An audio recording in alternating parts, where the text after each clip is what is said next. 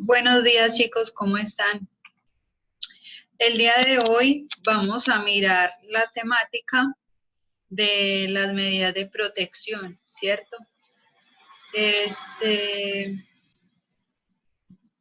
Permítanme un segundo.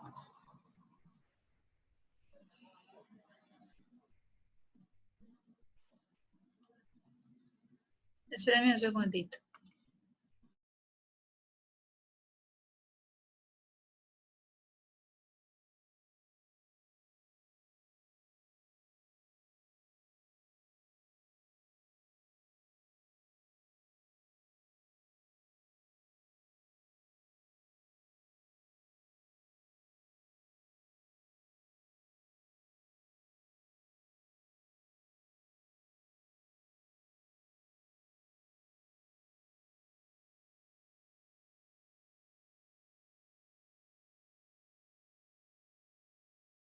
Miren,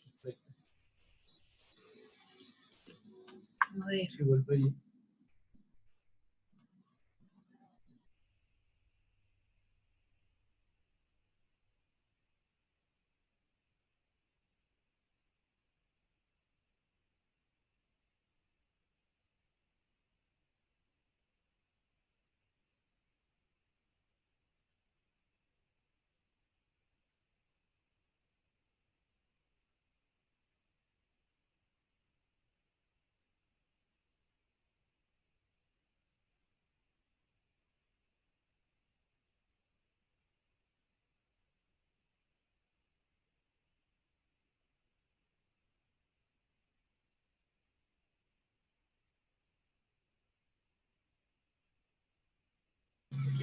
Buenos días, chicos.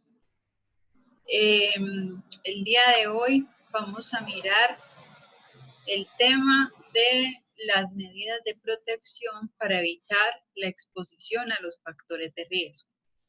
Entonces miremos que ya nosotros vimos los factores de riesgo, vimos los efectos, trabajamos sobre accidente de trabajo, enfermedad laboral. Ahora también aprendemos a valorar los peligros, ¿cierto? Con la GTC 45.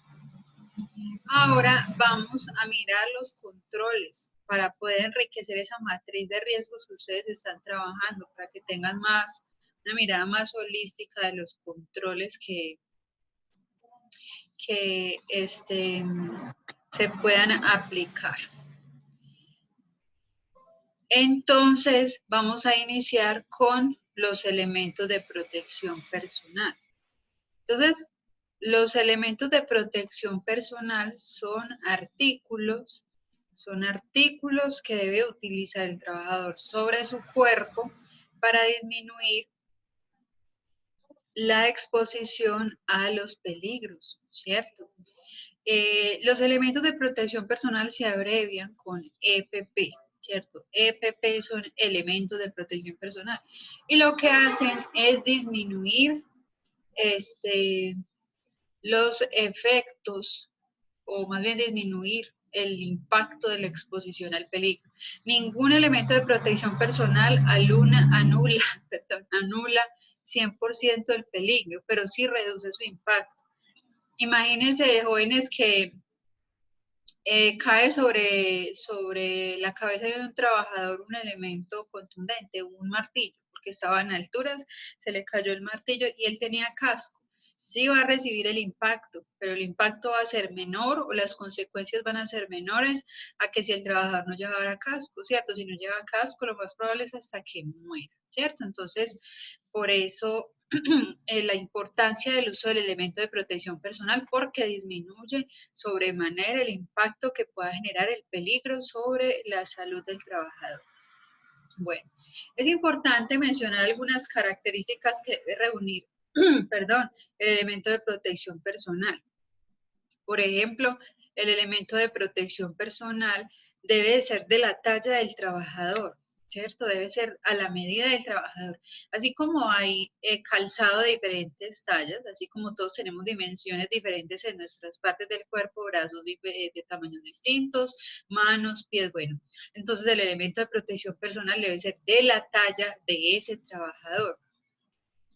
Si el trabajador utiliza un elemento de protección personal que le quede o muy grande o muy chico, va a ser incómodo, ¿cierto? Va a ser incómodo y va a ser, digamos, una razón para que el trabajador no utilice ese elemento. Y lo que se quiere, por el contrario, es incentivar el uso del elemento de protección personal. Además, si se utiliza un elemento que no corresponde a la talla, si le queda, por ejemplo, muy grande, puede aumentar incluso la probabilidad del daño.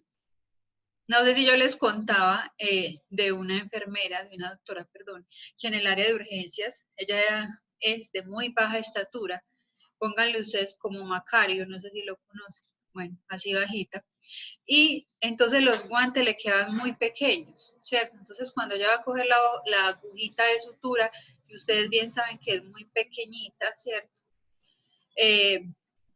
Entonces, como ella es tan pequeña y esos guantes le quedan tan grandes, se aumenta la probabilidad de que se pinche. Imagínense que ella estaba en el área de urgencias, y de urgencias no van las personas más pacientes del mundo.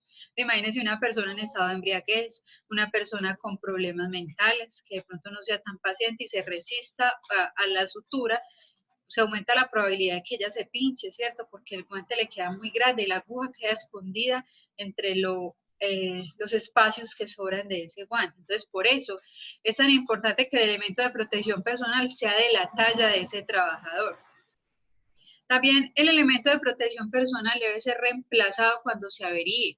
Los elementos de protección personal no son eternos, ¿cierto? También se dañan con el uso. Entonces, el empleado está en la obligación de hacer el reporte de esa avería del elemento de protección personal. Él debe decir, vea, se me dañó el guante, se me dañó el casco. Él debe reportarlo y la empresa está en la obligación de sustituir ese elemento que está en mal estado.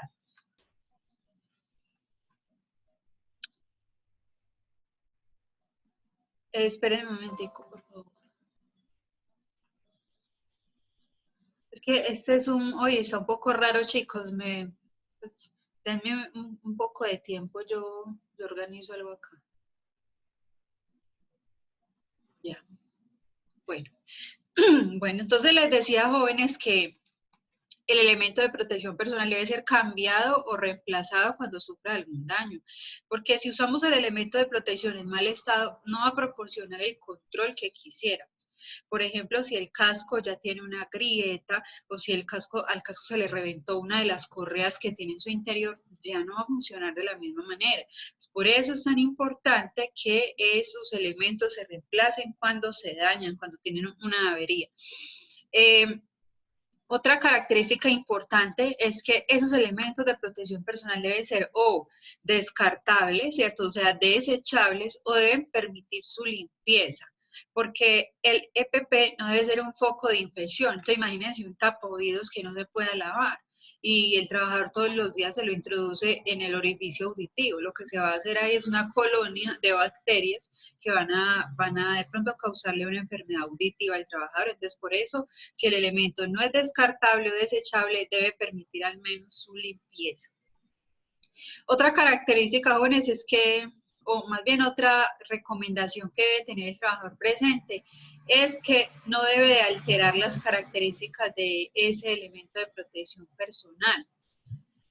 Muchos trabajadores para marcar su elemento, eso pasa mucho en las obras de construcción, que para que nadie le coja el casco, entonces le hace una seña con una puntilla o con un clavo y le hace la letra de la inicial del nombre de ellos. Eso no está bien, porque el casco industrial que ustedes ven que se ponen las personas de las obras, además de proteger contra golpes, también protege contra descargas eléctricas. Entonces, si le hace una seña, si lo altera, tal vez ya no lo proteja contra descargas eléctricas o se disminuya su protección contra la energía. Entonces, por eso no se puede perforar, ni pintar, ni rayar, ni alterar ese elemento de protección personal.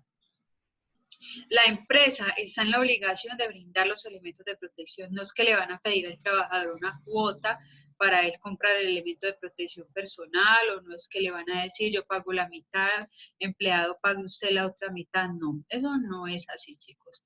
La empresa es la responsable de proveer esos elementos de protección personal. Bueno. Vamos a hablar ahora de los elementos de protección colectiva. Por favor, pregúntenme si en algún momento tienen alguna duda para despejárselas. Los equipos de protección colectiva. El equipo de protección colectiva, jóvenes, es una herramienta de control, pero esa herramienta de control no va puesta sobre el trabajador. A diferencia del elemento de protección personal, el equipo de protección colectiva va o en la fuente generadora del peligro o en el medio, pero no lo lleva puesto encima del trabajador. El elemento de protección personal, valga la redundancia, es de uso ¿qué? Personal. No lo debe de utilizar otra persona, ay, préstame el tapaoídos, préstame el tapabocas, no, eso es de uso personal. El equipo de protección colectiva, al no llevarlo el trabajador sobre su cuerpo, va instalado o en la fuente generadora del peligro o en el medio. Ejemplos de equipo de protección colectiva, las barandas, los andamios, las mallas. Ustedes han visto en las construcciones que tienen como unas mallas así. Esto es para evitar que si el trabajador por alguna razón se cae y no tenía puesto el arnés, no se vaya a precipitar contra el suelo. O que si se le cae alguna herramienta, esta no vaya a golpear a alguien. Ese equipo de protección colectiva que está instalado o en la fuente generadora del peligro o ya sea en el medio. Otro ejemplo de equipo de protección colectiva son las luces de emergencia que se encienden cuando hay una interrupción de la corriente eléctrica, los antideslizantes, los extintores se pueden considerar como equipo de protección colectiva. No protege a una sola persona, protege al cúmulo de los empleados, o sea, protege a todos los que estén expuestos al peligro. Bueno. Les voy a mencionar algunos ejemplos de elementos de protección personal que ahorita me los salté. Entonces, hay tantos elementos, me voy a devolver, ok, para que lo tengan presente. Está hablando de equipo de protección colectiva, voy a decirles algunos ejemplos de EPP. Entonces, los EPP son tan diversos como partes del cuerpo hay y como oficios existen. Un elemento de protección personal, ustedes ya han visto muchos cascos, ¿cierto? Guantes, cinturilla o faja, botas, tapabocas, tapaoídos, caretas. Todos esos son elementos de protección personal. Los elementos de protección personal deben de ir acorde a los peligros que representa la tarea. Así como hay diferentes guantes, hay diferentes cascos, hay diferentes botas. No puede utilizar una persona que está trabajando expuesta a la energía unas botas con puntera de metal, porque esas tienen otro propósito. Las personas que están expuestas a la energía deben de utilizar las botas o el calzado dieléctrico. Y las personas que están expuestas a caída de objetos sobre sus pies deben de utilizar las que tienen puntera de metal. Entonces, son muy diversos los elementos de protección personal, pero tienen todos el mismo objetivo, que es evitar que el trabajador tenga un contacto con el peligro o con el factor de riesgo. Bueno, entonces tenemos a manera de resumen en cuanto a EPP y equipo de protección colectiva. El elemento de protección personal, como su nombre lo indica, es de uso ¿qué? Individual, de uso personal. Y el equipo de protección colectiva no es de uso personal. Depende de la empresa, depende de si la empresa lo instala en la fuente o en el medio correctamente. Digamos que la responsabilidad en el EPP es de quién, de ese empleado, ¿cierto? De que él lo use correctamente, de que lo use en todo momento. Mientras que el equipo de protección colectiva depende de la empresa, de que la empresa haga una correcta instalación de ese equipo, que haga una reparación cuando hay una avería, etc. Elemento de protección personal, la responsabilidad del empleado. Equipo de protección colectiva, la responsabilidad es de la empresa. El EPP lo lleva el trabajador sobre su cuerpo y el equipo de protección colectiva va o en la fuente generadora del peligro o en el medio. Listo. Les voy a hablar ahora un poco sobre las actitudes y prácticas saludables. Las actitudes y prácticas saludables son otro método de control, pero ya no son de objetos o elementos tangibles. Aquí ya estamos hablando de ¿qué? De una cuestión actitudinal comportamental. Las actitudes y prácticas saludables son, digamos, comportamientos que debe asumir el trabajador para evitar el peligro. Muchas veces nos centramos en mencionar controles que siempre son EPP, son equipo de protección colectiva, y ustedes ya saben, chicos, que por lo menos el EPP en la jerarquía de controles está en el último nivel. O sea, es la medida menos eficaz y apuesto a que es la primera en la que pensamos. El trabajador de la construcción, casco, botas, no. Debemos de pensar de una manera más integral, teniendo en cuenta que la jerarquía de controles me dice que el EPP es la medida menos contundente, menos eficaz.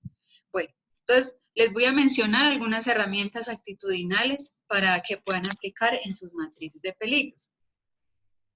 Bueno, entonces vamos a empezar con lo que son las pausas activas.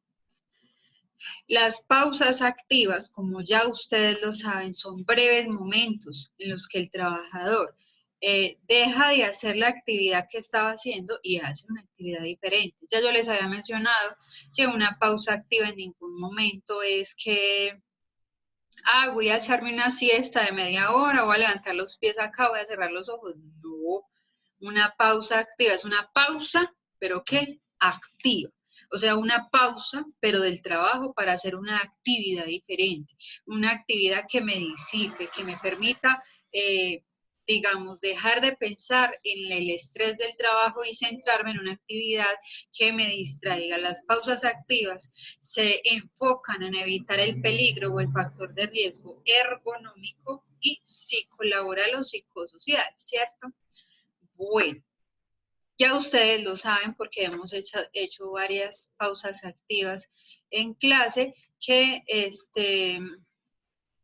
hay pausas activas dirigidas a cualquier parte del cuerpo, a los ojos, al cuello, a la espalda, a las piernas, a cualquier parte de la parte física, perdona, cualquier parte física del cuerpo, pero también van dirigidas a la parte emocional. Nosotros hicimos varias pausas activas que iban dirigidas a la coordinación, a la concentración, a la utilización de los dos hemisferios cerebrales. Y recuerden que yo les decía hacia adelante, hacia atrás. Bueno, recuerden que esas pausas activas tienen un objetivo de estimular el uso de los dos hemisferios y concentrarnos en una actividad que, a pesar de ser aparentemente simple, pues implica una concentración bastante importante. Esas son las pausas activas, esos breves momentos en los que el trabajador se concentra en una actividad diferente a la que ya estaba haciendo. Bueno, les voy a hablar de otra medida de control actitudinal que es la higiene postural. La higiene postural hace referencia a la correcta ubicación del cuerpo en cualquier posición o en cualquier movimiento. Entonces, al estar sentados, al estar de pie, al levantar carga, al dejar la carga, al caminar, ¿cierto? ¿Cómo ubicamos nosotros o posicionamos nuestro cuerpo? Eso es higiene postural. Muchas veces nosotros nos sentamos de manera incorrecta o levantamos la carga de manera incorrecta. Ahora, en esta cuarentena, por eso ese tiempo tan prolongado en la misma posición, puede haber una afectación musculoesquelética, ¿cierto? Muchas horas desparramados en la silla, no nos sentamos correctamente, sino que nos regamos en la silla y eso afecta sobremanera la columna. La columna sufre más cuando usted está sentado que cuando está de pie, porque por lo regular no nos sentamos correctamente y además el mobiliario no siempre nos ofrece unas características de ergonomía ideales, ¿cierto? La silla es o muy recta o muy acolchada, en fin, ¿cierto? Debe de tener unas características que permitan un soporte en la parte lumbar, ¿cierto? Que es la parte de abajo, la parte cóncava de la columna, y un soporte también en la parte dorsal, que es la parte del lomo, ¿cierto? Que es convexa. Entonces, en eso consiste, chicos, la higiene postural, en ubicar correctamente el cuerpo, ¿cierto? En ubicarlo de manera correcta, al estar sentados, al estar de pie, al levantar la carga, al dejar la carga, etc. Ahora les voy a hablar de la metodología de las 5 S. La metodología de las 5 S es una metodología japonesa que consiste básicamente en tener limpio y organizado el lugar de trabajo, limpieza y orden en el lugar de trabajo. Eso es la metodología de las 5 S, ¿de acuerdo? ¿Cuáles son esas 5 S? Se las voy a decir en español y también su significado en su idioma originario. Entonces, la primera S es seiri, que significa seleccionar. Seleccionar, ¿cierto? ¿Qué es eso de seleccionar? Seleccionar es dejar en el área solamente lo que necesito. Seiri, seleccionar. Dejar en el área solo lo que necesito. ¿Qué es esto? Muchas veces nosotros en el área de trabajo o en nuestra casa tenemos un montón de elementos que no son útiles, ¿cierto? Un montón de elementos que pues no cumplen ningún objetivo. Entonces, usted lo que tiene que hacer es seleccionar, decir, bueno, esto lo necesito yo acá, este elemento es útil para esta área. Van a mirar, van a hacer una purga, un descarte de lo necesario y lo van a separar de lo innecesario. Eso es seleccionar. Voy a dejar en el área solamente aquellos elementos útiles para la misma. Voy a dejar en el área solo lo que necesito para esta área. Luego viene simplificar. Simplificar, ¿cierto? ¿Qué es Seiton? Seiri es la primera, seleccionar. Seiton es simplificar. ¿Qué es eso de simplificar? Es buscarle un lugar a cada elemento, un puesto a cada elemento. Ay, aquí voy a dejar, siempre voy a encontrar acá la grapadora, siempre voy a encontrar acá el lapicero, ¿cierto? Buscarle un lugar a cada elemento, ¿cierto? Eso es simplificar. ¿Qué es Seiton? Luego viene Seiso. Seiso es limpieza sistemática. Muchas veces la mugre es la que hace que sucedan los accidentes. ¿Recuerdan el video que yo les compartí sobre el accidente? Donde esa señora se lisa, se resbala en un reguero de aceite o de agua que hay en el piso con una olla súper grande. ¿Por qué? Ella dice, no, yo soy la subchef, yo no tengo que estar limpiando, eso es trabajo de la señora del aseo. Y a veces, por no tomarnos esa precaución de limpiar las cosas, es que suceden los accidentes. Esta señora se quemó con esa olla que le cayó hirviendo sobre el cuerpo. Entonces, la suciedad muchas veces implica la ocurrencia de los accidentes o los daños en las propiedades de la empresa. Bueno. Ese era Seiso, que era limpieza. Ahora seguimos con la otra S, que es Seiketsu. Seiketsu es estandarización. Estandarización es Seiketsu y consiste en fijar o establecer que así siempre va a estar el área, definir que siempre va a estar así, con esos elementos ubicados en ciertos lugares y con unas condiciones de limpieza. Esta S de Seiketsu, que es estandarizar, lo que pretende es que las personas adopten esas conductas de las 5 S como algo habitual, ¿cierto? Que no haya que estarlos vigilando, sino que ellos establezcan esto como una conducta muy normal. Así como hacen cada tarea, así mismo van a aplicar las 5 S, siempre los elementos necesarios, siempre ubicados en el mismo lugar y siempre en unas condiciones de limpieza. Eso es Seiketsu, que es estandarizar. Finalmente, Shitsuke. Shitsuke es seguimiento. El seguimiento es verificar, ¿cierto? La anterior, que era Seiketsu, era establecer, bueno, así, definir, así siempre va a estar el área. Y Shitsuke es hacer seguimiento, entonces usted va con la lista de chequeo por cada área, a ver si están los elementos, no están, no están. Verificación, eso es Shitsuke, verificación verificación de que siempre voy a tener los elementos en ese lugar. ¿Okay? Entonces, en eso consiste la metodología de las 5 S, limpieza y orden en el lugar de trabajo. ¿Tienen alguna duda? ¿Alguna pregunta hasta el momento? Mire que ya tienen mucha herramienta de dónde tomar para proponer los controles. No me pongan solamente EPP, casco, casco, guantes. No, vamos a tener una mirada más integral de lo que se puede hacer. También podemos sugerir medidas conductuales, capacitaciones, ¿cierto? Mantener limpio el lugar de trabajo, que son las 5 S, higiene postural, capacitación en higiene postural, programas de pausas activas. Vamos a darle una mirada más completa a las medidas que vamos a proponer. No nos vamos a centrar solo en EPP, casco, guantes, no. Vamos a hacerlo bien hechecito, mirando todas las posibles medidas que se puedan establecer. Bueno, jóvenes, díganme si de pronto tienen algún inconveniente con la matriz, tienen alguna dificultad o si de pronto tienen alguna duda. Cuéntenme cómo vamos con ese trabajo. Silencio rotundo. Van muy bien entonces. Bueno, chicos. Profe, hola. Hola. Yo tengo una duda. Sí. Es que en la norma pues, del GTC dice que las condiciones de seguridad, ¿cierto? Entonces ahí está el eléctrico, el tecnológico y Sí. todos esos.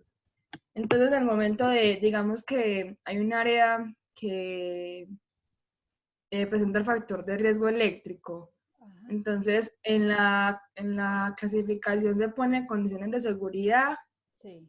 o se pone en sí el factor de riesgo pues como se nos los enseñó siempre, o se No. pone condiciones de seguridad. Condiciones de seguridad y ya en la descripción mencionas que hace referencia al eléctrico, ¿cierto? Ah, ya. Sí. Listo. ¿Qué otra duda tienen? ¿Qué otra pregunta tienen? ¿Está todo muy claro? ¿O no entendieron? ¿No se entendieron? Bueno, chicos, entonces si no hay más dudas, recuerde que yo estoy pendiente en el foro de Q10. Recuerde que la actividad me la deben de enviar mañana. Recuerde que es un trabajo por parejas. Pónganmele, por favor, por amor a Dios, portada del trabajo para yo saber quiénes son los que elaboran el trabajo y facilitarme pues, la ubicación de la nota, saber si ustedes son de una jornada o la otra, cómo está integrado el grupo. Vamos a agregarle portada a ese trabajo. Bueno, chicos, entonces si no hay más dudas, recuerden evaluar el riesgo bien, ¿cierto? Recuerden que la evaluación del riesgo no es poner números ahí a la loca, sino que la vamos a evaluar teniendo en cuenta la información que ya pusimos. ND se refiere a los controles que ya están, NE depende de las horas que haya puesto, NP que es la multiplicación de NE por NE, ¿cierto? Deficiencia por exposición, y NC que se refiere a los efectos que yo puse. Siempre vamos a tener en cuenta la peor consecuencia. Por ejemplo, si yo puse el riesgo eléctrico, condiciones de seguridad y en la descripción riesgo eléctrico, me refiero a descargas, y puse en los efectos muerte, porque la electrocución puede causar muerte. Entonces yo tengo que basarme en la peor consecuencia, que es muerte, y valoraría con 100. ¿Listo? Vamos a ser conscientes en esa valoración. Bueno, chicos, es todo. Vamos a dejarlo Profe, hasta acá. qué Dime. pena. Es que en el sistema de control recomendado hay algunos factores de riesgo pues, que no se le puede aplicar digamos, en el medio o en la fuente. ¿Se puede dejar así o necesariamente hay que pues, ponerle algo? Si no aplican, no se le pone, pero si aplican debe de ponérsele, pero siempre en el control propuesto debe haber control, sea que solo sea en el empleado o solo en la fuente o solo en el medio. No es que tengan que estar los tres, recuerda que no siempre se Sí. aplican los tres. Sí, bueno, gracias. Bueno, chicos, vamos a dejar hasta acá porque hasta que se me cierra esto y después no me grabo. Entonces, que estén muy bien, chicos, que tengan bonito día. Estoy pendiente entonces de sus preguntas en Q10. Hasta luego.